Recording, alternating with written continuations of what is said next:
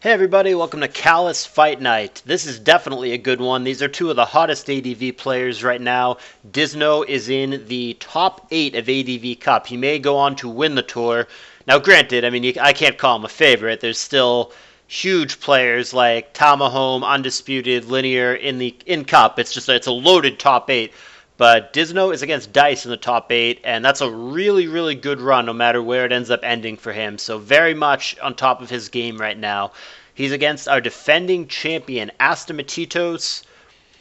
I'm just going to let them know that I'm here. And yeah, these guys can get it going. Asta's been our defending champ for a couple weeks now. And Dizno, I believe, is making his CALLOUS Fight Night debut. It's going to be Metagross on the bottom for Asta. It's Zapdos on the top for Dizno. See what they both want to do. It is Bliss for Asta. Looks like he's bringing a... I don't want to make too many assumptions, but it's Asta. He spams Skarm Bliss so much, and it usually includes Metagross as well. I would predict all of Skarm Bliss, Meta, and T-Tar are on this team for Asta. Dizno, on the other hand, has a DD Tar that he passed to with his lead Zapdos, so some kind of either aggressive TSS team or perhaps a mixed offense team.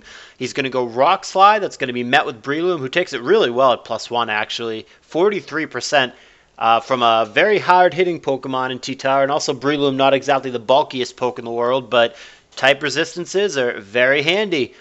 T-Tar, Cut, Spore... Mach Punch would, I don't know how much it does, but I don't think it kills from 72%, but it would sure as hell do a lot. That is a calc that I should probably get more familiar with. I have not run a lot of Mach Punch Breloom, admittedly, in my own personal games, but I have certainly seen it quite a bit, and it's definitely a part of the meta at this current time. So whoever came up with that, I believe Zomog. Gary says he came up with it, Gary Oak, but whichever one of those guys in that group came up with it, it was a really good idea, and it has persisted in the meta. So Zapdos came in, they both switched, now Baton passed out, and once again we end up with Tar on Bliss. Tar of note does not have leftovers, so looking either at DD Lum or DD into some kind of Pinch Berry. There is another Dragon Dance, and once again here's Breloom to scare him off. We saw that it does in fact have Mach Punch. I don't know the calc, and I'm not going to run it live on screen, but if we're assuming that Mach Punch does kill from this HP, then obviously Dizno has to play around that move that he already knows for a fact is there. So we'll see how he decides to handle this. Last time his play was to go to Zapdos, see if he makes the same play. The problem if he goes to Zapdos or anything else is that he doesn't want to get it randomly spored, but obviously for Asta, that would take a little bit of calculated risk to go for Spore, because if he does do that and the T-Tar simply stays in and goes first, T-Tar could get him with something like an Ice Beam or an Earthquake or whatever it may be to possibly kill him. Here comes Jirachi, and it is just Mach Punch. Jirachi's going to take that neutrally and possibly scare off Breloom. We'll see who's faster here, and it seems to be actually the Jirachi's faster, surprisingly, based on lefties. So that's got to be a relatively offensive Rachi to be faster than Loom. And it's going to be a sub-Rachi. That makes sense. I've seen various builds of this. There's a million ways it could go. It could be Calm Mind sub 2 attacks. Could be sub 3 attacks. It shows Thunder here, which is going to connect, but not Para. Fire Blast comes down for Asta with his newly revealed T-Tar. Here's another Fire Blast, Vaporeon from Dizno. So cool teams from both guys. Hidden Power Grass makes sense on a special Tar. And substitute for Vaporeon, who has dipped very low, just 28%. Sub will be popped. Hydro Pump from a very high base special attack stat is going to kill T-Tar. And the first lead of the game belongs to Dizno. Vaporeon here is not safe, is safe rather from Mach Punch, but not safe from Sky Uppercut. So the Revenge Kill comes down. Mach Punch going to hit Dougie on the way out, but there's Aerial Ace. And Asta's built-in combo of Breloom plus Pursuit Tar, which is designed to remove Dugtrio, is not here. But as it turns out, Asta actually has double Pursuit user. And he had Metagross with Pursuit as well. So he's got the Mach Punch plus double Pursuit to make sure Dugtrio does not remain there. And in fact, he does successfully remove it. We've got ourselves a 4-4 unrevealed on both sides, 2 of them for Asta. And Seismic Toss does not break it there. So that is a fast Jirachi with 404 HP. And we've now got ourselves a mess. We've got these two pokes calm minding up into each other. Dizno having a change of heart, does not want to play that game, pulls it back, and here is Tyranitar against Bliss. There's Dragon Dance, there's Seismic Toss. Interesting. T-Tar can't kill Bliss here without a crit. Flinch would be very helpful as well, but he doesn't find that. And there's the Seismic Toss for the kill. Dizno now finds himself behind 3-4. Aerodactyl looking to get revenge on Blissey. Rock Slide or Double Edge here, both risky propositions because, of course, the Metagross that we already know about comes in. That's exactly what Aerodactyl/Dizno predicts. He goes Earthquake thinking it's going to be meta, but it's Skarmory in the back for Asta instead, completely blanking the Earthquake. That is not what he wanted to see. I'm not surprised that Skarm was there. I figured Skarm would be there. He goes Earthquake again, gets cute. Dizno trying to catch a double switch that doesn't come. And Charizard in the back is not the last poke I thought it would be for Asta, but there it is. Charizard staring down Zapdos. And the lefties, let's see, the Sand buffets Zapdos first. So Zapdos is faster here, and that should prompt Asta out of the way. I mean, is he going to let Charizard just be one-hit KO'd here by Thunderbolt? Presumably not, but maybe he wants to be careful with the Bliss. I mean, it's at 45%. What if Zapdos has Drill Peck or HP Fighting or just gets a crit on one of these Thunderbolts? I mean, there's some bad things that can happen, but Asta decides to risk it. He does go to Blissey and nothing bad happens. Thunder Wave fishing for the BS full Parachain to kill the Bliss, but doesn't get it. Through the Para, she gets soft-boiled off. And Zapdos out of the way with Baton Pass. Here comes Aerodactyl. There is the full Para. The only moves we've seen are Thunderbolt, Thunder Wave, and Baton Pass. We still don't know the last move for Zapdos. Presumably HP Grass or HP Ice. Aerodactyl here could go for the flinch there with Rock Slide, but I guess he knew that Asta wasn't going to take that chance, so Dizno switches, and we end up with this matchup. Jirachi on Blissey. Thunder connects and does very little, only 12%, but it does find Para.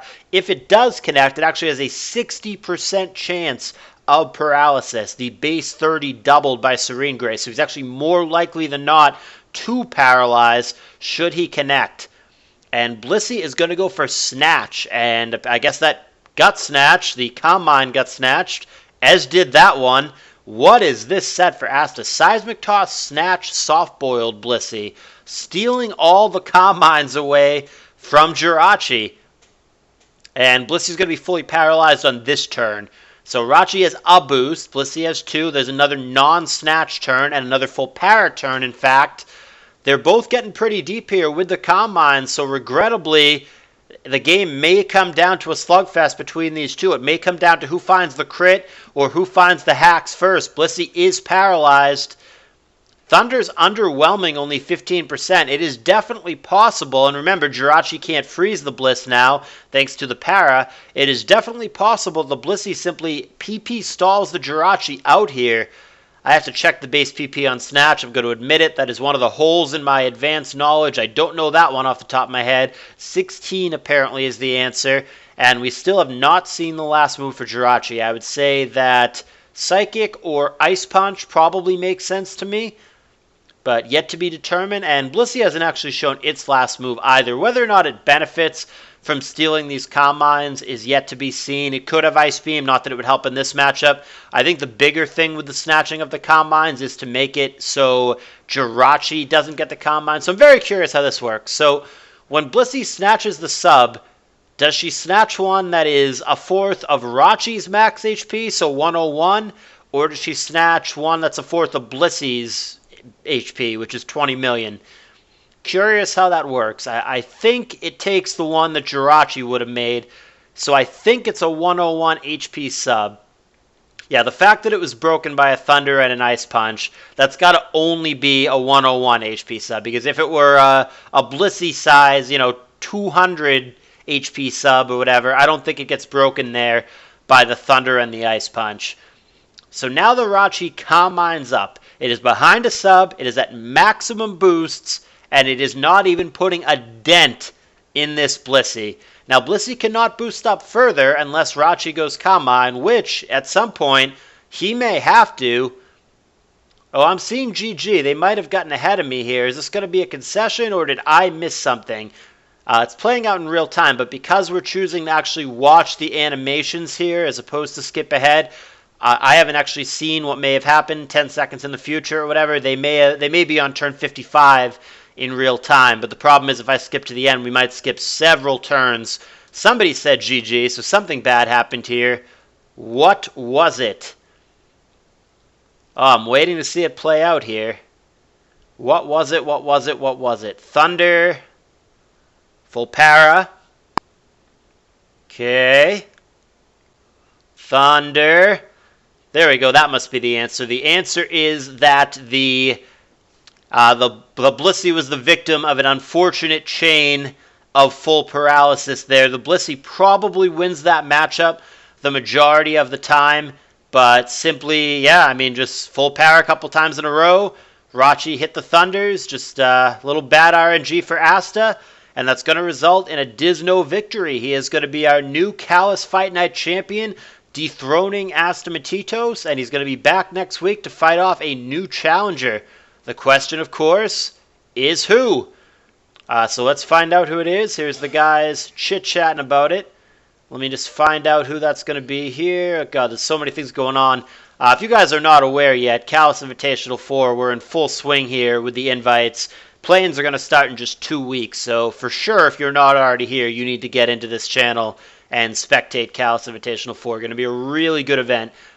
But let me just move over here and see who's in the pool. I think we have a pretty hefty pool at the moment. Yeah, we got several guys who want to be involved in this, which I appreciate. Always good to have people who are interested. All right, so 17 plus 7. We got 24, 30, 35, 39, 41, 43, 45, 47, I believe, is the total here. I just want to do that one more time. So those two are 35, 9, 41, 43, 45. Yeah, 47. Easy math today. So you guys know the deal. So we go to random number generator, 1 through 4,700, get it to some big number, and then we knock it down to 47. We'll click it once. Whatever it falls on, it falls on. It's going to be Dizno against number 10. That's Golden Sun.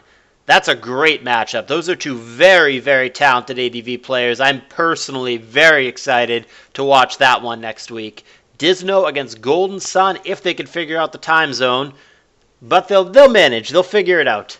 Look forward to that. Thanks for watching. Check out CALLOUS Invitational 4. Get in my channel. Link in the description.